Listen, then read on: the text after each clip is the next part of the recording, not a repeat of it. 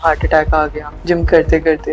Heavy exercise करता है तो दिल की धड़कन बहुत ज्यादा एकदम से बढ़ जाती है, तो ऐसे केसेस में पेशेंट की सडन डेथ भी होने के चांस रहते हैं। तो ये 3 फैक्टर्स है, heart attack, cardiac arrest and heart blockage. इनमें डिफरेंस क्या है तीनों में? ब्लड वेजल्स जो बोलते हैं अपन, नस बोलते हैं इसको, तो वो वहां से सिकुड़ना स्टार्ट हो जाती है। सिकुड़ेगी, धीरे धीरे ब्लड जाना कम स्टार्ट हो जाएगा, तो उसको अपन ब्लॉकेज बोलते हैं। क्या वार्निंग साइंस आप मुझे बताना चाहोगे कि आपको हार्ट अटैक है या हार्ट ब्लॉकेज है? पसीना आता है, एकदम से पसीना आता है छाती में भारीपन आने के बाद, तो वो भी एक हार्ट का साइन है। डायबिटीज कैसे बढ़ाता है हार्ट अटैक के चांसेस? तो डायबिटीज तो एक ऐसी चीज है जो कि हर तरह की प्रॉब्लम करता है। 9 years old जो लड़की थी राजस्थान से थी, उसको हार्ट अटैक आ गया। एज मैटर करती है, एक रिस्क फैक्टर है एज। कोविड वैक्सीन जो आई थी, काफी लोगों ने ये कहा था कि हार्ट अटैक उससे आ रहा, हार्ट ब्लॉकेज उससे हो रही है लोगों को। इसको हम साइलेंट किलर भी बोलते हैं, क्योंकि पेशेंट को पता ही नहीं रहता। वो सिम्टम्स उसको तभी आते हैं जब बहुत ज्यादा बढ़ जाता है। पोल्यूशन भी कहीं ना कहीं रिलेटेड है हार्ट ब्लॉकेज से या? पोल्यूशन अभी रिसेंट स्टडीज हो चुकी हैं पोल्यूशन पे भी। इन केस अगर आपको उस टाइम पे हार्ट अटैक आए तो मतलब प्रिकॉशंस क्या क्या लेनी चाहिए?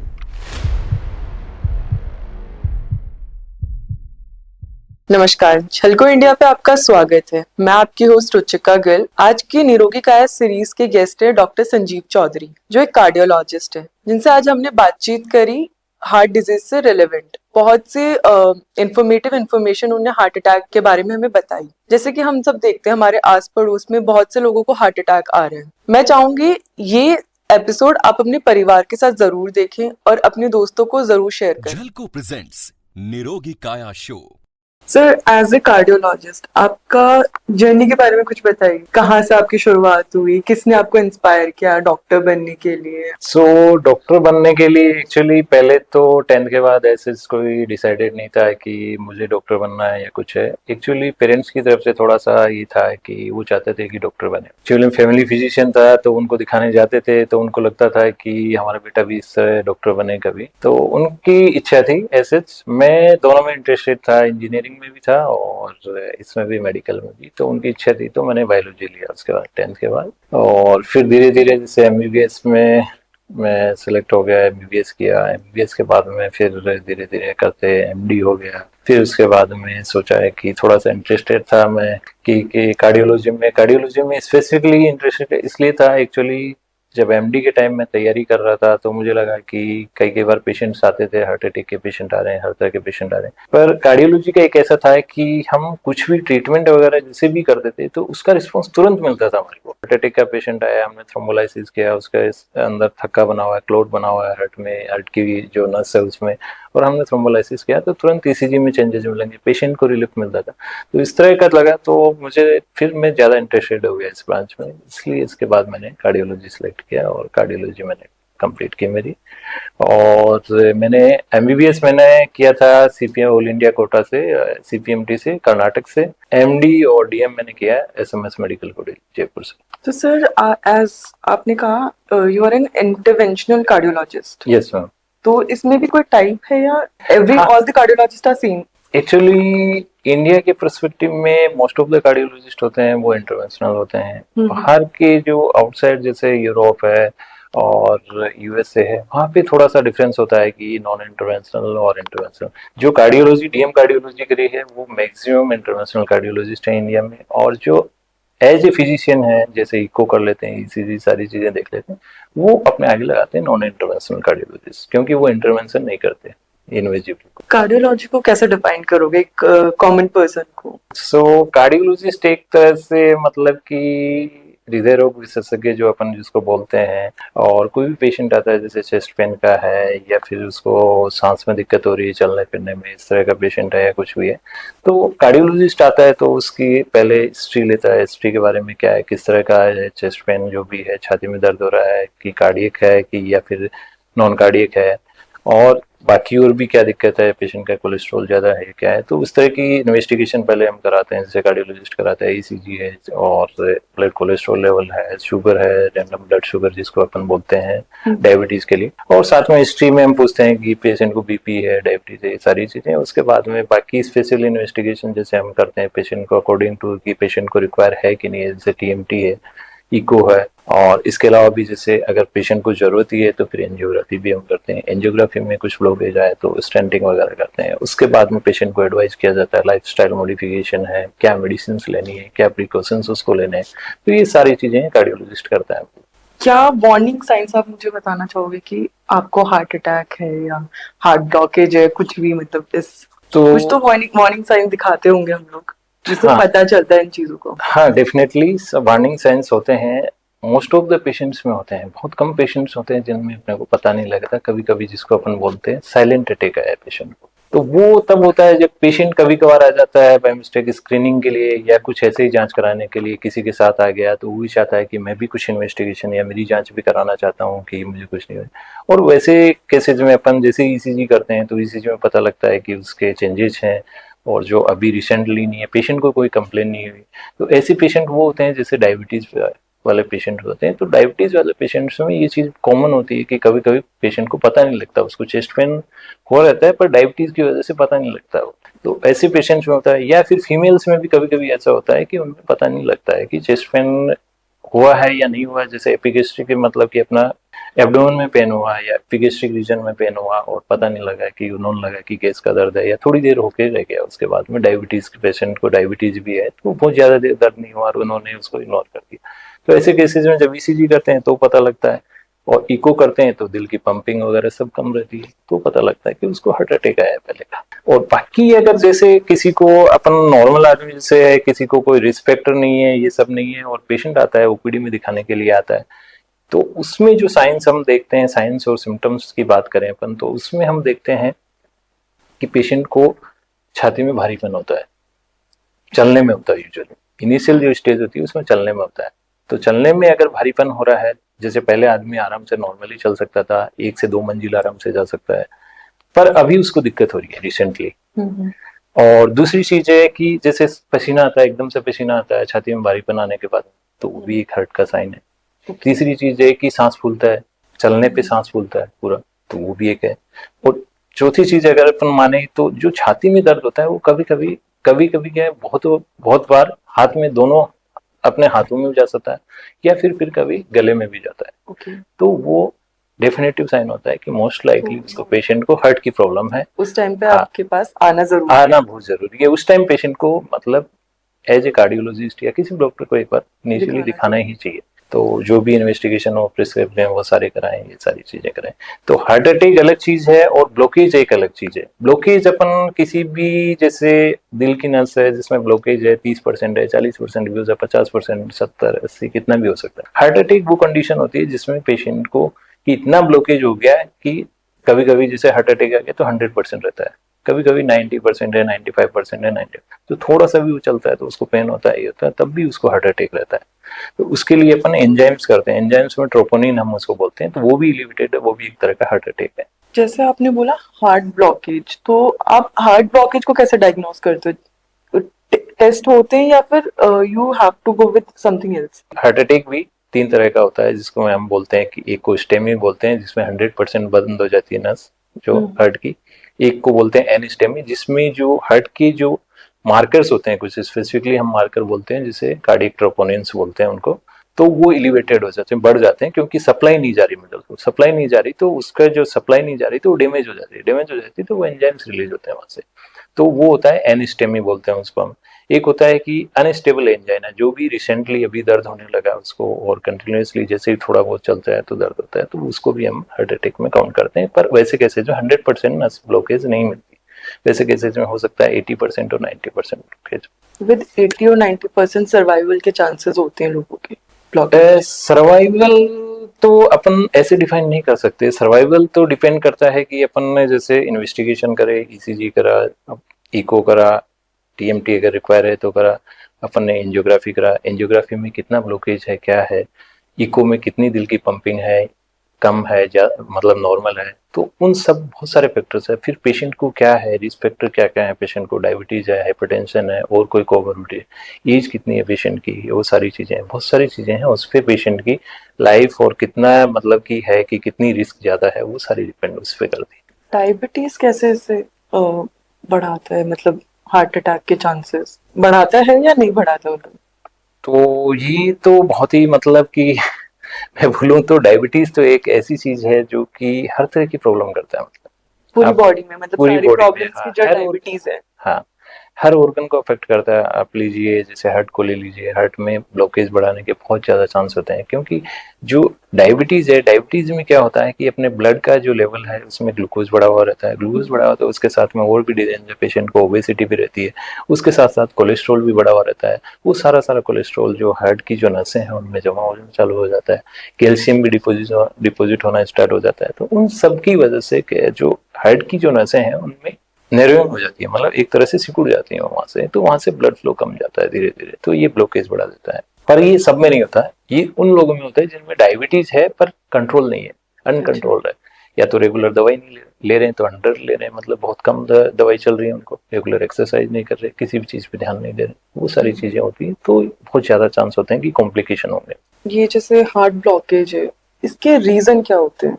तो अगर अपन रीजन की बात करें हार्ट ब्लॉकेज की, तो दो तरह के फैक्टर्स होते हैं, एक तो मॉडिफाइबल रिस्क फैक्टर होते हैं, एक होते हैं कि नॉन मॉडिफाइबल। तो नॉन मॉडिफाइबल रिस्क फैक्टर में अपन बात करें तो वो होते हैं कि जेनेटिक्स, जैसे अच्छा। पेशेंट को फैमिली हिस्ट्री है पहले से, उनके फैमिली में किसी को लेस देन 40 ईयर्स में हार्ट अटैक आया हो या फिर स्ट्रोक हुआ हो, इस तरह की दिक्कत रहती है, तो वो जेनेटिक्स रहती है, उसमें जीन्स होते हैं जो अफेक्टेड रहते हैं, या फिर कोलेस्ट्रॉल हाई रहता है जिसको हम कहते हैं फैमिलियल हाइपर कोलेस्ट्रोलेमिया, इस तरह की दिक्कत रहती है, तो अपन उसका इन्वेस्टिगेशन करते हैं तो पता लगता है। तो ये तो अपने अपने आते हैं कि नॉन मॉडिफाइबल रिस्क फैक्टर है। और मॉडिफाइबल रिस्क फैक्टर जैसे है हाइपरटेंशन है पेशेंट को, डायबिटीज है, ये सारी सारी चीजें हैं, तो इन सब में पेशेंट को मॉडिफाइबल रिस्क फैक्टर कहते हैं। तो इनकी वजह से हाइपरटेंशन अगर अपन माने तो हाइपरटेंशन को मोस्ट अपने मतलब कि मोस्ट ऑफ लोग इग्नोर करते हैं कि क्या है, मेडिसिन स्टार्ट हो जाएगी, जैसे ही मैं डॉक्टर को दिखाऊंगा तो मेडिसिन स्टार्ट कर देंगे, मुझे हमेशा लेते रहना पड़ेगा, मेरा बीपी तो नॉर्मली चलता है, कुछ नहीं है, 130 है, 140 है, कुछ नहीं है, और कभी कभी बढ़ जाता है, तब उनको पता लगता है। हाइपरटेंशन में ऐसा है, सिम्टम्स इतने नहीं पता लगते हैं, अनलेस अदरवाइज कि वो चेक कराने जाता है तब पता लगता है 150 आ रहा है, 160 आ रहा है, ये सब आ रहा है। जब पेशेंट का एकदम से कभी कभी हाई हो जाता है तो पेशेंट को जैसे सिर में दर्द होना या छाती में भारीपन हो जाता है, कभी कभी सांस भी फूलने लग जाती है, तो उसमें भी हार्ट फेलियर के कभी कभी चांस होते हैं, जिसको डायस्टोलिक हार्ट फेलियर कहते हैं, तो वो भी कॉमन होता है। तो ये चीज तब पता लगती है जब एकदम से बीपी बढ़ जाता है, तब जाके उसको लगता है कि हाँ ये बीपी की वजह से हुआ, तब उसको समझाते हैं, तब मेडिसिन से स्टार्ट करते हैं। तो ये एक तरह से इसको हम साइलेंट किलर भी बोलते हैं, क्योंकि पेशेंट को पता ही नहीं रहता, वो सिम्टम्स उसको तभी आते हैं जब बहुत ज्यादा बढ़ जाता है, तो अनलेस अदरवाइज उसमें स्क्रीनिंग के लिए या कभी चेक नहीं कराए तो पता नहीं लगता है, तो ये धीरे धीरे डैमेज करता रहता है। तो डैमेज के जैसे जितना भी अपना ब्लड प्रेशर ज्यादा रहेगा तो ये जो हार्ट की नसें हैं उनको डैमेज करता है, क्योंकि फ्लो प्रेशर बहुत ज्यादा जाता है। जो हार्ट की नसें होती हैं उनके अंदर इनर लाइनिंग होती है जिसको अपन बोलते हैं एंडोथीलियम, तो जितना ज्यादा प्रेशर जाएगा तो वो डैमेज हो जाएगी, सुपरफिशियल जो सरफेस है वो डैमेज होने के चांस रहते हैं, तो डैमेज होगी तो वहां पे कोलेस्ट्रॉल जो अपने शरीर में जो बॉडी ब्लड में कोलेस्ट्रॉल है जिसको अपन बोलते हैं बैड कोलेस्ट्रॉल, अच्छा, गुड और एलडी बैड दोनों होते हैं। दोनों होते हैं। तो बैड कोलेस्ट्रॉल होता है वो डिपोजिशन होना स्टार्ट हो जाता है, वहाँ पे कैल्शियम डिपोजिशन होना स्टार्ट हो जाता है, तो आर्टरी के जो आर्टरी जब ब्लड वेजल्स जो बोलते हैं अपन, नस बोलते हैं जिसको, तो वो वहां से सिकुड़ना स्टार्ट हो जाती है, सिकुड़ेगी धीरे धीरे ब्लड जाना कम स्टार्ट हो जाएगा, तो उसको अपन ब्लॉकेज बोलते हैं धीरे धीरे। तो हाइपरटेंशन में ऐसा होता है। इसके अलावा जो कुछ रिस्क फैक्टर होते हैं, जैसे लाइफस्टाइल मॉडिफिकेशन नहीं कर रहा है, या फिर जैसे स्मोकिंग है, ये भी एक रिस्क फैक्टर होता है जो बहुत ज्यादा है, स्ट्रेस है वो भी एक रिस्क फैक्टर है, इन सारी चीजों। जैसे आप कोलेस्ट्रॉल की बात करते हो, कोलेस्ट्रॉल कितना डेंजरस है मतलब? कोलेस्ट्रॉल डेंजरस की अपन बात करें तो डेंजरस तो मतलब ऐसे से बोले तो किसी का जैसे नॉर्मल रेंज है उससे, जैसे मान लो कि 100 रेंज है, मान लो किसी की भी अपन मान लें बैड कोलेस्ट्रॉल की माने, उससे जरा सा 110 हो गया तो इसका मतलब ये नहीं कि उसको ब्लॉकेज हो गया है। जी। बहुत बार पेशेंट्स ऐसे आते हैं जो पीडी में लेके आते हैं कि सर ये कोई भी चेस्ट, उसको चेस्ट पेन हुआ मान लो, और यंग एज है, 20 है, 30 साल की उम्र है, और चेस्ट पेन हुआ उसको, मोस्ट लाइकली उसका 90% चांसेस होते हैं कि नॉन कार्डियक होता है, मतलब हार्ट का चेस्ट पेन नहीं है वो, पर उसने कोलेस्ट्रॉल कराया क्योंकि एडवाइस कर दिया किसी ने कि कोलेस्ट्रॉल बहुत ये रिस्क फैक्टर है और ये बड़ा हुआ है, तो उसका थोड़ा सा भी अगर डिरेंज आता है तो टेंशन वाला, सर इसकी वजह से मेरे को चेस्ट पेन हो रहा है, तो उसकी वजह से ऐसा से नहीं है कि थोड़ा सा डिरेंज हुआ और उससे वजह हो रहा है। तो ये तो फर्क पड़ता है कि अपना हो सकता है कि थोड़ा बहुत डिरेंजमेंट हो उसने कराया हो, जैसे ट्राइग्लिसराइड है तो अपन जैसे खाना खा के कराते हैं तो उस टाइम बड़ा हुआ आ जाता है, या फिर थोड़ा बहुत कैलिब्रेशन का भी फर्क पड़ता है, बहुत ज्यादा हाई होता है तो अपने को वो है रिस्क फैक्टर है ऐसे। तो उसके लिए अपने को बाकी जांचें भी करानी चाहिए। बाकी सारी जांचों में जैसे टीएमटी है, उसकी जो एक्सरसाइज कैपेसिटी है वो कम है, उसके साथ ईसीजी में चेंजेस आ रहे हैं कि नहीं, जैसे अपन टीएमटी कर रहे हैं तो उसमें इको भी उसको कराना चाहिए। उसको अगर सिम्टोमेटिक है तो एंजियोग्राफी भी अपन एडवाइस करते हैं। तो एंजियोग्राफी में भी दो तरह की होती है, जैसे कि अपन बोलते हैं सीटी कोरोनरी एंजियोग्राफी, दूसरी इन्वेजिव जो कैथ लैब में करते हैं। जैसा आपने कहा कार्डियक अरेस्ट वगैरह है, हाँ, तो ये 3 फैक्टर्स है, heart attack, cardiac arrest and heart blockage. इनमें डिफरेंस क्या है तीनों में? आर अच्छा। दे सेम और दे आर डिफरेंट? तीनों ही चीजें अलग हैं बिल्कुल, मतलब एक दूसरे से पर मिलती जुलती हैं। मतलब ऐसा नहीं है कि एक बिल्कुल ही वो है कि जो इससे रिलेशन ही नहीं है। तो हार्ट ब्लॉकेज अपन बोले तो हार्ट ब्लॉकेज कितना भी हो सकता है किसी पेशेंट को। जैसे हम 50% से कम होता है तो उसको हम रिपोर्ट में प्लाक लिखते हैं। अच्छा। तो 50% से कम होता है यूजुअली, तो वो भी एक तरह से ब्लॉकेज है। अगर किसी को 30-40 लिख रहे हैं तो वो भी एक तरह से ब्लॉकेज है। किसी को 80% है तो वो भी हार्ट ब्लॉकेज है। 100% है तो भी हार्ट ब्लॉकेज। दूसरी चीज अपन बोलते हैं जिसको कार्डियक अरेस्ट। कार्डियक अरेस्ट एक तरह से है कि उसका हार्ट काम करना बिल्कुल बंद कर चुका है। हार्ट अटैक में काम कर रहा है, हार्ट अटैक में काम कर रहा है, अच्छा। कम कर रहा है, मतलब एज नॉर्मल है, उससे कंपेरेटिवली कम कर रहा है पर काम कर रहा है हार्ट अटैक। कार्डियक अरेस्ट वो चीज है जो एंड स्टेज होगी कि अब उसके बाद दिल की पंपिंग सब कुछ बंद होगी, धड़कन बंद होगी, तो इसके बाद अपन जो बोलते हैं सीपीआर स्टार्ट करते हैं, चेस्ट कंप्रेशन स्टार्ट करते हैं, वेंटिलेशन देते हैं, ये सारी चीजें वो उसके बाद ही करते हैं कार्डियक अरेस्ट। हार्ट अटैक वाले पेशेंट में सीपीआर नहीं करते हैं डायरेक्टली। हार्ट अटैक वाले पेशेंट्स में उसको अटैक आया है, उसका अपन ट्रीटमेंट करते हैं, एंजियोग्राफी करते हैं, ब्लॉकेज कितना है उसके अकॉर्डिंग अपन स्टेंट डालना है या क्या करना है, बाईपास करना है या ट्रीटमेंट देना है, वो सारी चीजें होती आप बाईपास और स्टेंट बता रहे हो, तो वो डिसाइड कैसे करते हो कि कौन सी करनी? दोनों चीजें सेम है या डिफरेंट है? हैं। हाँ, दोनों डिफरेंट है, मतलब हाँ। काफी डिफरेंस है दोनों में। तो एक होता है कि अपन एंजियोप्लास्टी जिसको बोलते हैं, स्टंटिंग करते हैं। दूसरी होती है बाईपास, जिसमें अपन पैर की नस से ग्राफ्ट निकालते हैं या हाथ से ग्राफ्ट निकाल के वो अपन हार्ट में लगाते हैं वहां पे। तो इनको अपन डिसाइड करने के लिए 3-4 मेजर चीज होती हैं जिनके बेसिस पे अपन डिसाइड करते हैं। एक चीज होती है कि जैसे अपन ने एंजियोग्राफी करा, एंजियोग्राफी में उसकी डिजीज देखते हैं हम कितनी है। डिजीज अपन ने देख लिया, 3 नसें होती हैं अपने हार्ट में। लेफ्ट साइड में एक मेन होती है, उससे डिवाइड होती है, 2 नसें बनती हैं, और आगे जाके और ऐसी राइट साइड में एक नस होती है। तो लेफ्ट साइड की जैसे नस है तो मेन नस में ब्लॉकेज है, मान लो ब्लॉकेज है, सिग्निफिकेंट ब्लॉकेज है, और उसके बाद में जो डिवाइड में भी ब्लॉकेज है, और वो स्टार्टिंग से लेके आगे तक है ब्लॉकेज। ठीक है, दोनों नसों। ऐसे ही राइट साइड में ब्लॉकेज है, तो पेशेंट को मेन नस के साथ तीनों नसों में ब्लॉकेज है, जिसमें अगर स्टेंट लगाना चाहेंगे तो बहुत सारे स्टेंट लगेंगे, मल्टीपल स्टेंट लगेंगे, और एक साथ इतने सारे स्टेंट कभी लगाते भी नहीं है। एक बार में एक नस का हम इलाज करेंगे, फिर दूसरी बार में दूसरी का करेंगे 15 दिन या 1 मंथ के बाद में, या फिर नेक्स्ट टाइम बुला के उसका तीसरी नस का। तो ऐसे मल्टीपल स्टेंट लगे। जितने ज्यादा स्टेंट लगेंगे उतना ही चांस होता है कि स्टेंट बंद होने के चांस भी बढ़ जाते हैं पेशेंट। जितनी लेंथ ज्यादा होती है स्टेंट की, उतना ही चांस बढ़ जाते हैं कि बंद होने के चांस भी बढ़ते हैं थोड़े, एज कम्पेयर टू जैसे छोटा स्टेंट लगा रहे हैं उसमें कम चांस होते हैं।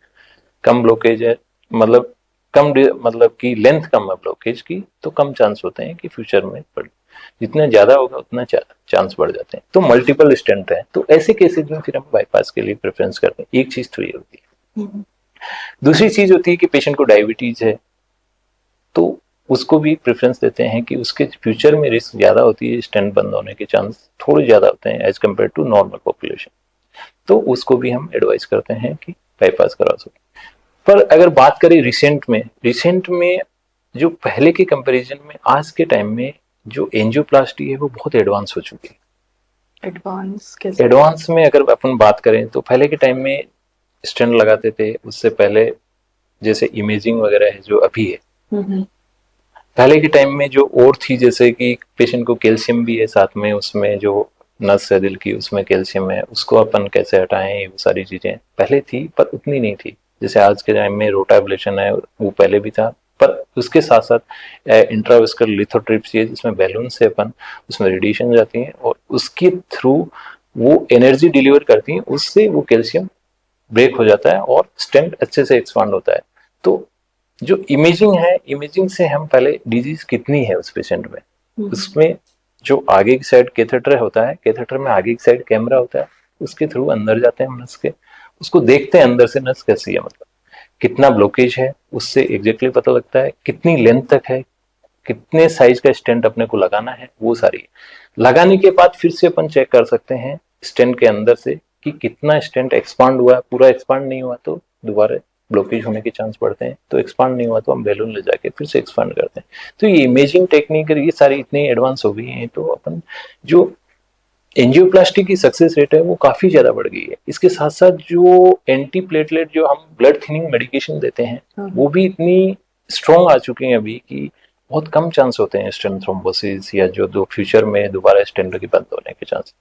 तो वो एक चीज है, इसकी वजह से भी लोग बाईपास को कम प्रेफरेंस देते हैं क्योंकि स्टेंट भी बंद होने के चांस कम हो गए हैं आजकल। तो वो चीज है। तो एक चीज मैंने बताई आपको कि डिजीज की कितनी सीवियरिटी है। अगर तीनों नसों में ब्लॉकेज है, मेन नस में ब्लॉकेज है, तो स्टेंट लगाएंगे तो मल्टीपल लगेंगे। तो उस ऐसे में हम बाईपास प्रेफरेंस करें। दूसरा पॉइंट इसमें आता है कि पेशेंट सूटेबल है कि नहीं है सर्जरी के लिए।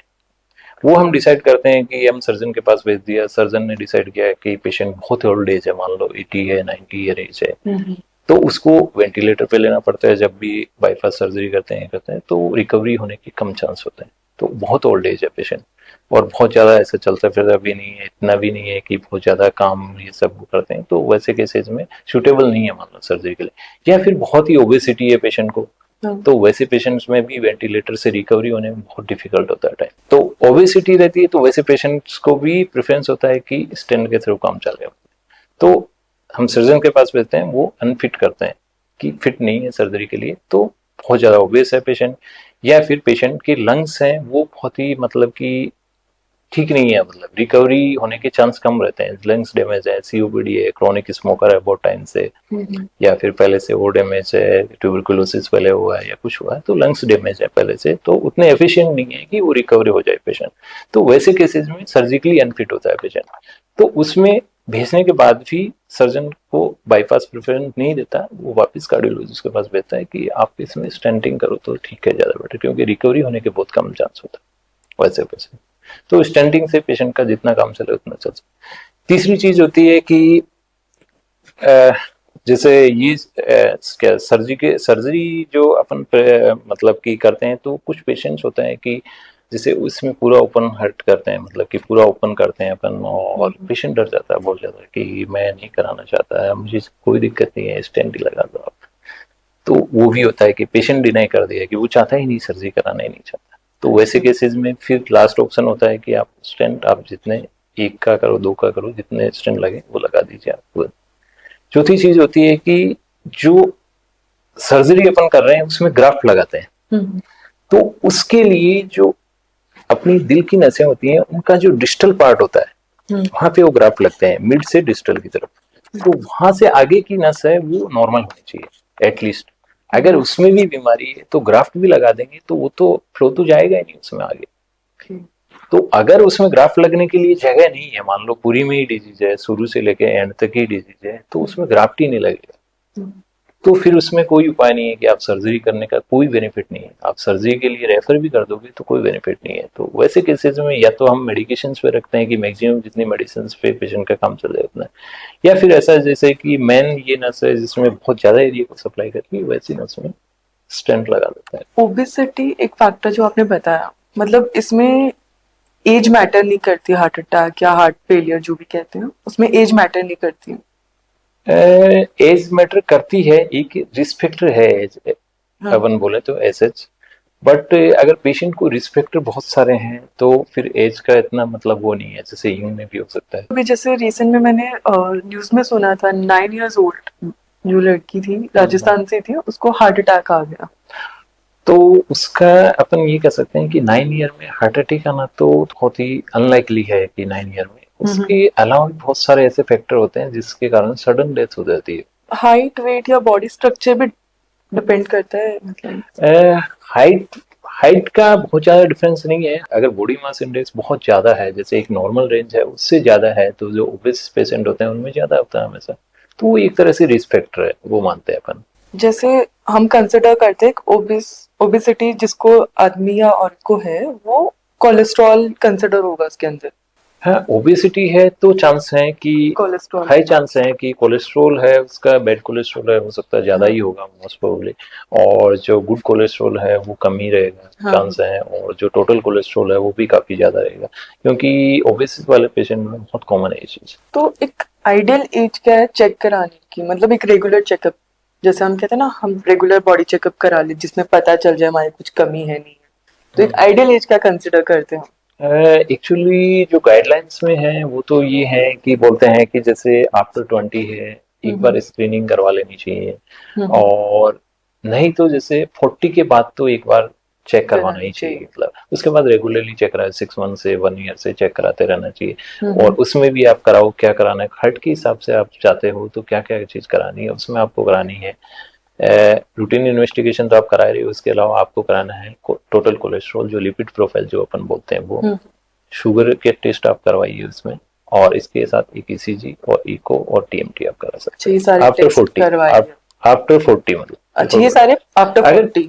हाँ आफ्टर 40। हाँ। अगर पेशेंट की एक्सरसाइज कैपेसिटी ठीक है और डेली 5 किलोमीटर 10 किलोमीटर चल रहा है तो ऐसे कोई जरूरी नहीं है कि आप टीएमटी उसका कराओ, कोई जरूरत नहीं है। इको अपन इसलिए करते हैं, देख लेते हैं कि हार्ट की फंक्शनिंग ठीक है कि नहीं है, पंपिंग ठीक है कि नहीं है, उसके वाल में कोई लीकेज तो नहीं है, ऐसे तो पेशेंट को कोई कंप्लेन नहीं है, स्टिल फिर भी हम देख लेते हैं, कई बार पेशेंट को पता नहीं होता है, स्टिल उसको रहती है दिक्कत। और दूसरी चीज है कि जैसे किसी को रिस्क फैक्टर है, पहले से ही रिस्क फैक्टर हैं, फैमिली के रिस्क फैक्टर हैं, जैसे आप बोलो कि जैसे फैमिली में हिस्ट्री है कि स्ट्रोक आया है या एमआई आया हुआ है बिफोर 40, 40 से कम उम्र में आया हुआ है, तो ऐसे पेशेंट्स में स्क्रीनिंग जरूरी होती है, तो आफ्टर 20 वो स्क्रीनिंग के लिए जा सकते हैं, तो थोड़ा लिपिड प्रोफाइल करा लें, ईसीजी करा लें, इको करा लें, और थोड़ी बहुत रिस्क रहती है तो सिटी कोरोनरी भी कभी कभी एडवाइस कर देते हैं, जैसे सिम्टम्स है, सिम्टोमेटिक है थोड़ा बहुत, तो वो हम एडवाइस कर सकते हैं। तो ये उन पेशेंट्स में जैसे जिसमें रिस्क फैक्टर है, हाइपरटेंशन है, डायबिटीज है, और फैमिली हिस्ट्री भी है, स्ट्रोक है, एमआई की, तो ऐसे पेशेंट हाई रिस्क होते हैं, तो उनमें अर्ली जैसे आफ्टर 20 यू कैन स्टार्ट।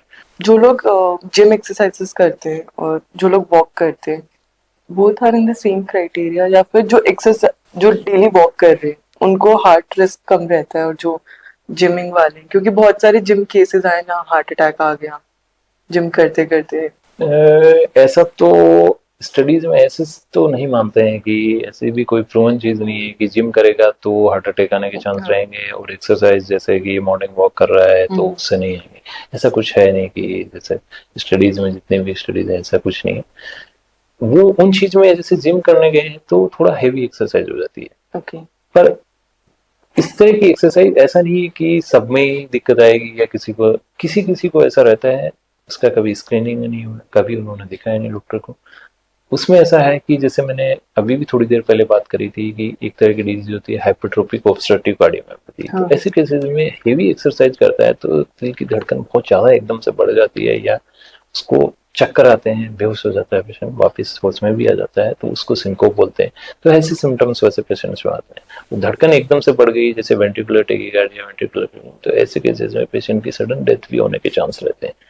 या फिर जैसे मैंने बोला कि अभी बताया था चैनलोपैथी, जो कंडक्शन सिस्टम है उसकी कुछ एबनॉर्मलिटी रहती है, जैसे लॉन्ग क्यूटी सिंड्रोम है, और भी कई जो ब्रूगडा सिंड्रोम है, और भी तरह की जो चैनलोपैथी जो, तो वैसे केसेस में भी कभी कभी ऐसा होता है कि पेशेंट को पता नहीं रहता है, जैसे जो भी जिम करने जा रहा है ऐसे, तो वैसे केसेस सडन डेथ होने के चांस होते हैं वैसे केसेस। इन केस अगर आपको उस टाइम पे हार्ट अटैक आए तो मतलब प्रिकॉशंस क्या क्या लेनी चाहिए?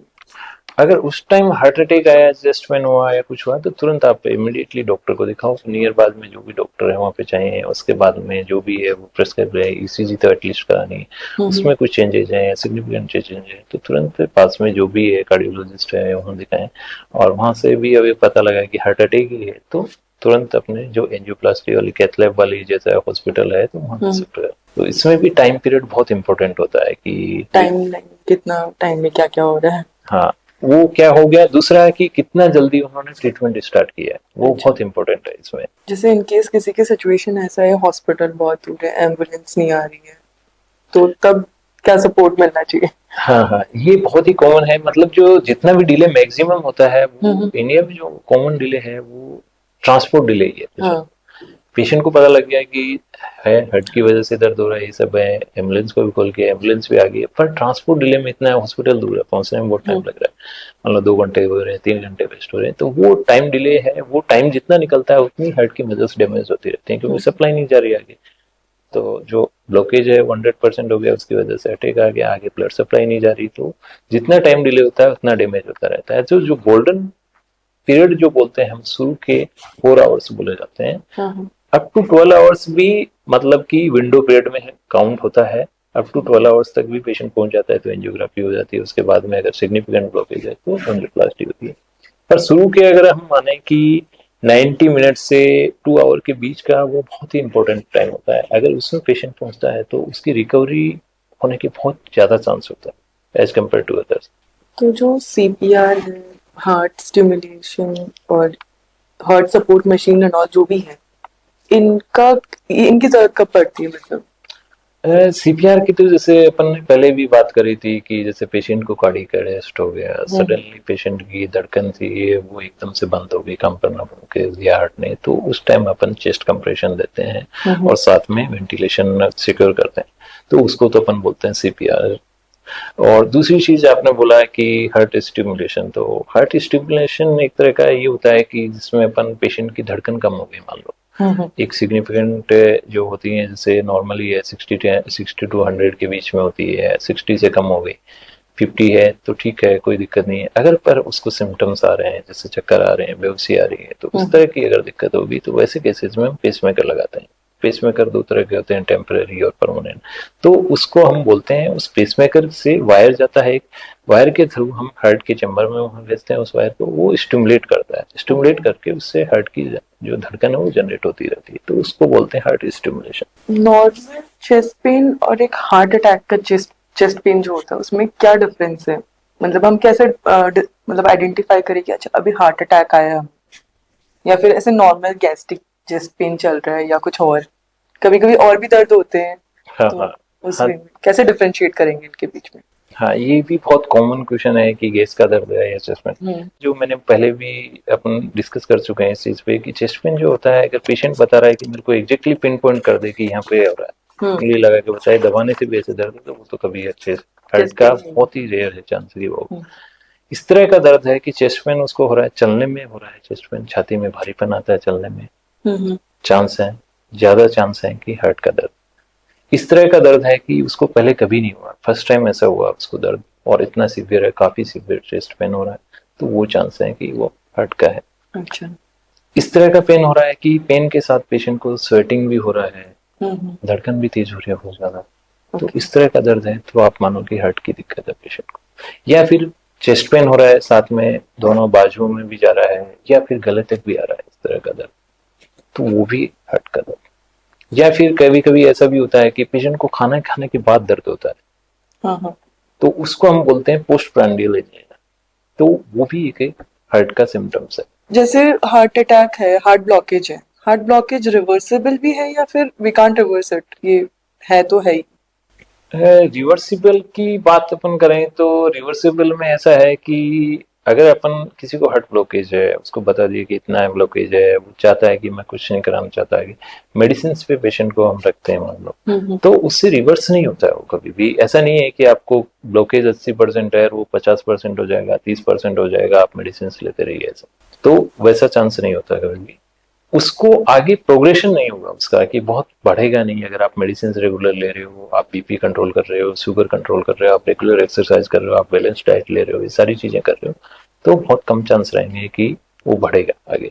कभी कभी ऐसा होता है कि किसी को 100% नस ब्लॉकेज होगी, इंजेक्शन अपन ने दिया जिससे वो थक्का घोलने वाला इंजेक्शन होता है, तो उसकी वजह से उसकी नस में पूरा ओपन हो गई, तो वैसे केसेज में वो रिवर्स हो जाता है कि टाइम पे पेशेंट पहुंच गया और हमने इंजेक्शन लगा दिया, उससे बेनिफिट हो गया, तो वो एक केस हो सकता है कि रिवर्सिबल उस टाइम। पर जो ब्लॉकेज लॉन्ग टाइम से पेशेंट को ब्लॉकेज है, 70-80% ब्लॉकेज है, इस तरह का ब्लॉकेज है कभी रिवर्स नहीं होता। तो जैसे आपने एक बात बोली थी, ब्लड थिनिंग, आप मेडिसिन देते हो, तो ब्लड थिनिंग मेडिसिन क्यों देने की जरूरत पड़ती है?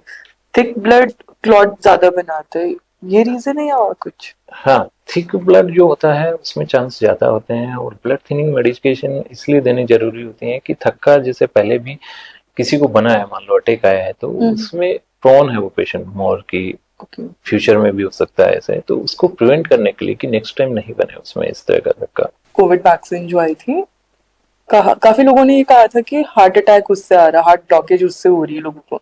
तो ये मिथ है या सब सुनने में हमें आ रहा है या सच्चाई है इसमें कुछ? कहना थोड़ा सा मुश्किल है इसके बारे में। एक्चुअली स्टडीज में बहुत ज्यादा ऐसा प्रूवन भी नहीं है कि केवल वैक्सीन की वजह से है। जो अभी यंगस्टर में अपन देख रहे हैं कि हार्ट अटैक्स आ रहे हैं, हाँ। ये कॉमन हो गया है, थोड़ा सा कोविड के बाद थोड़ा सा बढ़ भी गया है। तो वो ये भी अपन नहीं कह सकते कि क्योंकि वैक्सीन लगाया है उसको भी तो कोविड हुआ होगा। हाँ। तो कोविड की वजह से बढ़ रहा है या वैक्सीन की वजह से वो चीज हुई है, वो कहना मुश्किल है। क्योंकि कोविड भी में भी अपन ऐसी मेडिकेशन देते थे, वो भी अंदर क्लॉट बनाने की प्रवृत्ति थी उसमें, कोविड में, तो उसकी वजह से हो रहा है, तो वो भी कहना मुश्किल है।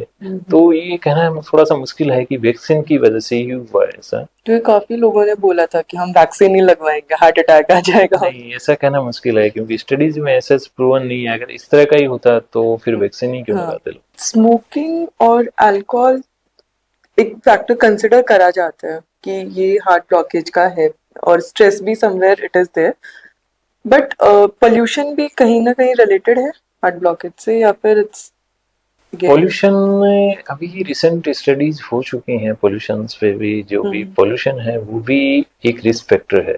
अच्छा।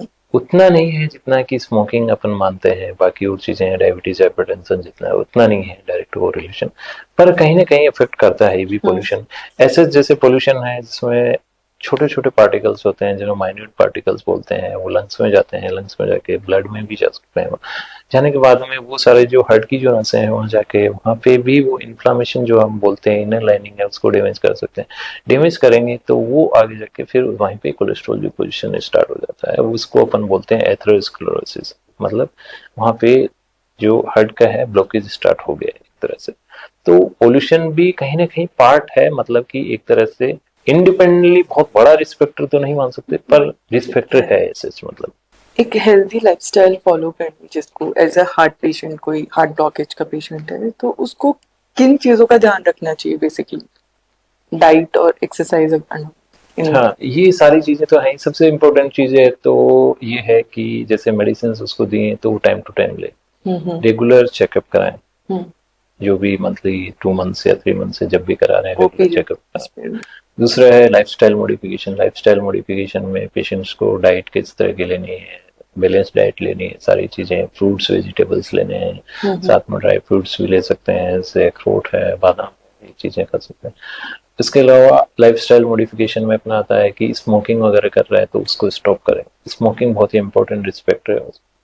साथ में पेशेंट को बीपी है, शुगर है, उसको रेगुलर दिखाते रहे, कंट्रोल में रहे वो चीज। अगर कंट्रोल में नहीं रहेगी तो रिस्क बढ़ जाएगी। उसके अलावा अपन देखें तो रेगुलर एक्सरसाइज कर रहे हैं कि नहीं पेशेंट। मॉर्निंग वॉक है, बहुत ही अच्छी एक्सरसाइज है, तो मॉर्निंग वॉक पे जाना चाहिए, करना चाहिए। 2 किलोमीटर 3 किलोमीटर शायद जितना भी चल सकता है, तो वो बहुत इंपॉर्टेंट है। एक्सरसाइज बहुत इंपॉर्टेंट है।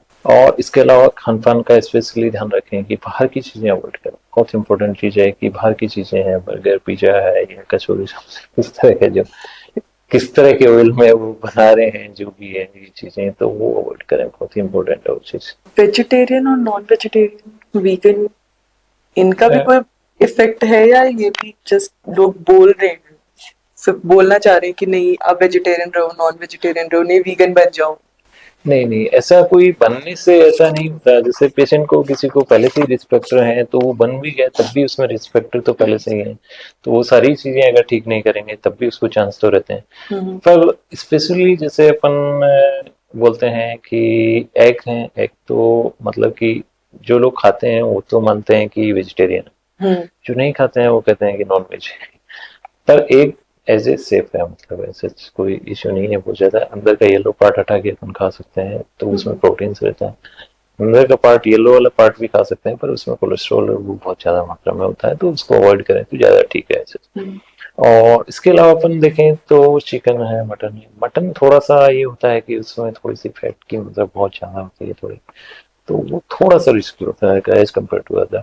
तो मैं किसी को ये नहीं कहूंगा कि नहीं खा रहे हैं तो खाना स्टार्ट करें, या खा रहे हैं तो बंद करें, ऐसा स्पेसिफिकली नहीं है। टी और कॉफी, जो कैफीन हम कंज्यूम करते हैं, मतलब आजकल तो लोगों में क्रेज है चाय पीने का बहुत ज्यादा, तो इज इट सेफ? दोनों ही ऐसे तो सेफ हैं, मतलब कि ऐसा कोई वो नहीं है, हाई बहुत रिस्क ज्यादा नहीं? हाई रिस्क नहीं है।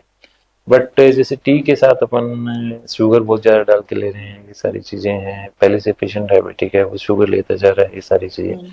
तो एक तरह से वो चीज़ बढ़ जाती है सारी।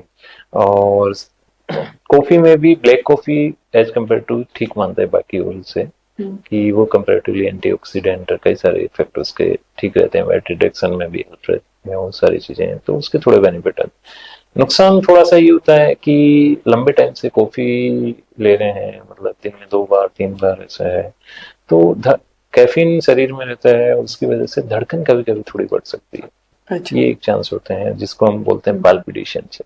इंडिया में हार्ट अटैक को लेकर डेथ रेट्स जो है कितनी है? इज इट ग्रोइंग या कम भी हुई है या चलती जा रही है, बढ़ती जा रही है नहीं, कम होना तो मुश्किल है, क्योंकि आप देखोगे तो दिनों दिन अपन देख रहे हैं, तो जैसे हर चीज में ही लाइफस्टाइल है वो भी सारी चेंज हो चुकी है। यंगस्टर में आप देखोगे तो सारी चीजें हैं, जैसे पहले अपन बाहर जाते थे, रेस्टोरेंट में खाना खाने के लिए जा रहे हैं, पैदल जा रहे हैं, चल के ही वापस आ रहे हैं, ये सारी चीजें बंद हो चुकी हैं।